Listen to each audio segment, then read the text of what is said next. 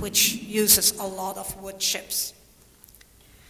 And I just go, oh well, even this shows the need to keep regenerating and replanting woods and forests locally and around the world. Every single day, this is mind-boggling, every single day, in one day, 42 million trees are cut down around the world. 42 million. That adds up to more than 15 billion each year.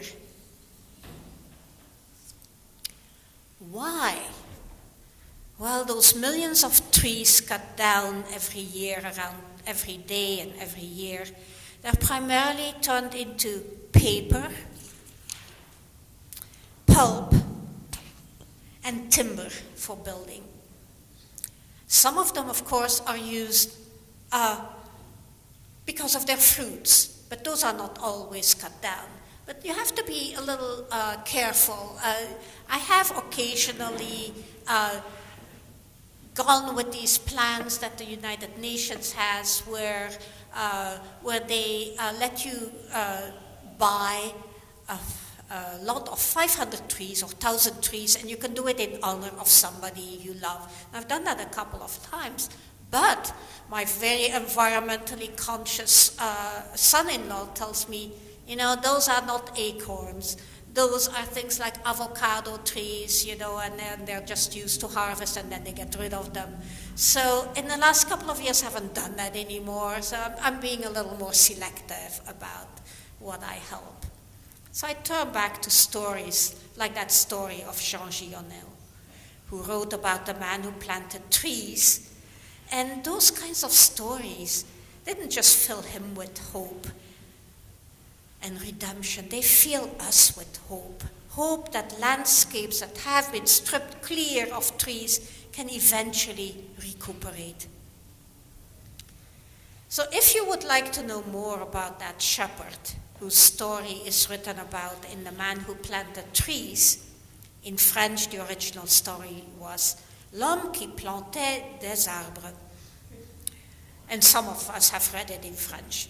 But if you think you would like to know his name more clearly and maybe go look at his gravesite, don't bother.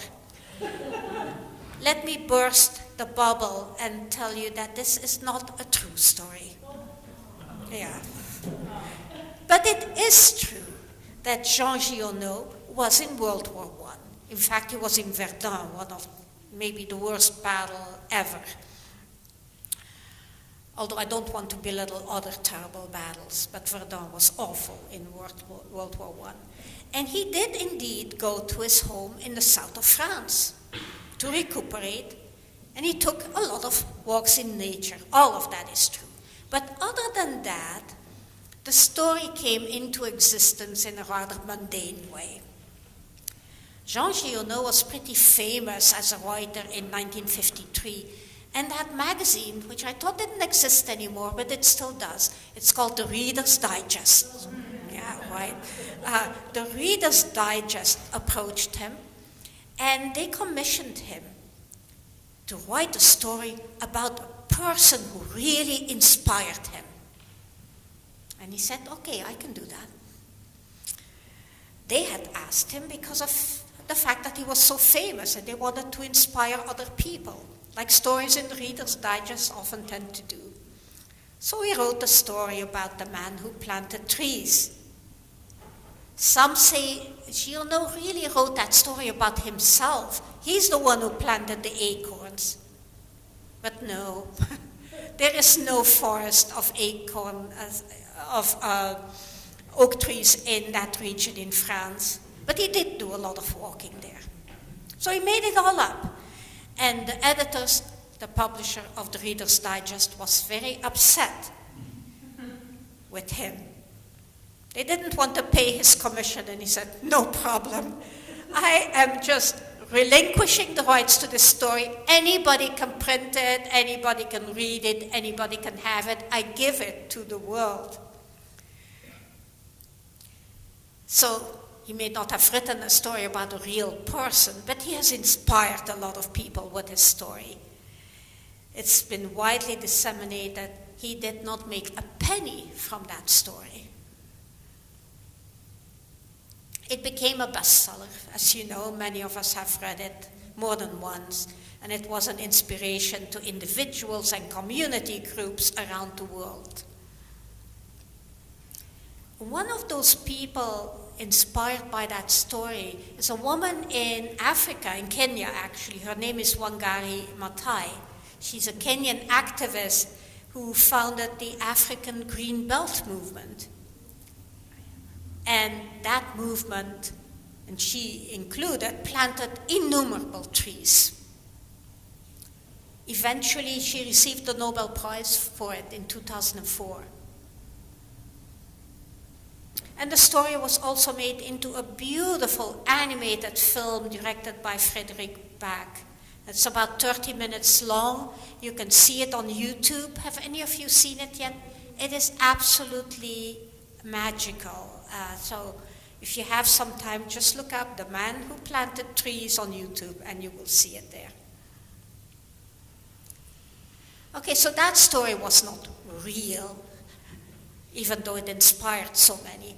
But there are real life stories of groups and even individual people by themselves who single-handedly planted tens of thousands of trees. So it does happen. And today, maybe the most famous of those is a person named Yadav Payeng in India. He did just that, planted tens of thousands of trees, all by himself. How does one do that? If you ask him, he would say little by little, with a lot of patience, over many decades, just like the shepherd in the story. So here's how he got to the point where he did that. Yadav Payeng. When he was 16 years old, he saw that the island he lived on had become totally barren. It was just like a sandbar in the river. All the plants, all the trees, all the wildlife were just gone. There was nothing. It had become totally lifeless. It's in the Brahmaputra River in Assam in India. If you go there now, you won't see a sandbar. He was upset by the destruction of plant and animal life because of irresponsible agriculture and industry that was polluting everything, and he decided to do something about it. He didn't just plant. In fact, there is something more to a story of planting trees. You have to take care of them. You have to water them. You have to sometimes snip away a few pieces of one that is encroaching on another one. It takes work. And he did that. He was walking among his trees and took care of them. He still does it. Eventually, that place on that island became known as the Molai Forest. And you can see pictures of it online. So there really is a forest there. And it's larger than Central Park. So area-wise, it's huge. And it's filled with wildlife. Nowadays, there are elephants there. There are rhinos. There are birds. There are insects. All kinds of wildlife. So Yadav Payeng, with his efforts, has become known as the forest man of India. And he often gives interviews. He's a very kind, generous person. And he'll tell the story of environmental stewardship. He'll tell the story of tireless, patient service to nature. He tells a story of respect for life and relations with other humans and plants. And he shows a very deep understanding of the interdependence of all living things. To him and to people like him and to all of us, I'm sure, taking care of nature is a source of joy. Yes. And there are many community organizations around the world with members who plant trees. Not that stubbornly and by themselves. They are usually in groups. And they describe their actions and motivations in similar ways. Stewardship, interdependence of all living things. And the way they describe their work is not so different from the way Unitarian Universalists describe themselves. Thinking back on those seeds that we are eventually, hopefully, planting this spring, the ideas that underlie our values, they are also seeds. Seeds that we plant around us, or we scatter around us, or maybe they are just like the dandelion seeds that we blow on and they go everywhere. And they, as you know, take root easily.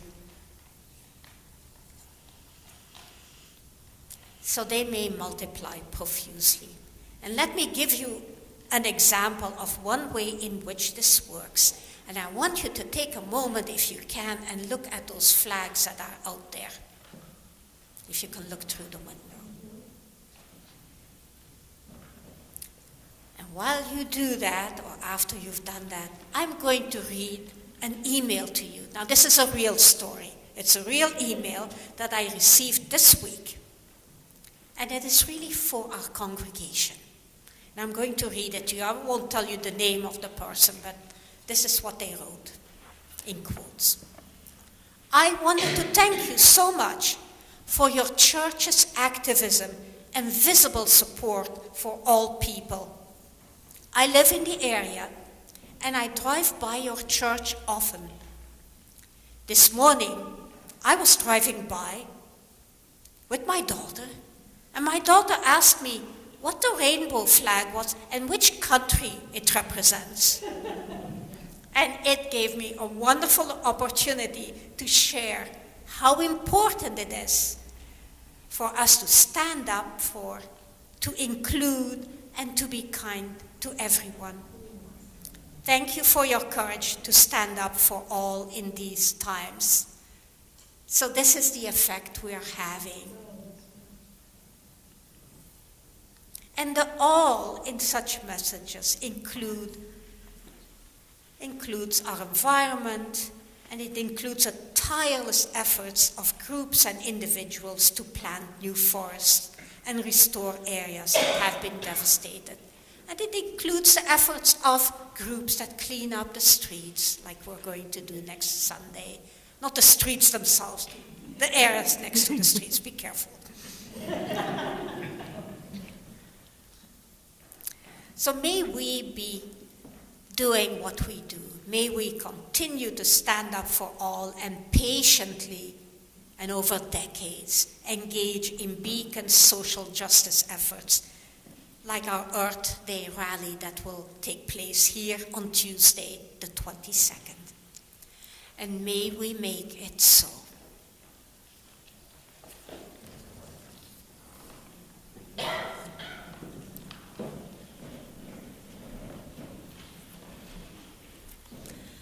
For our closing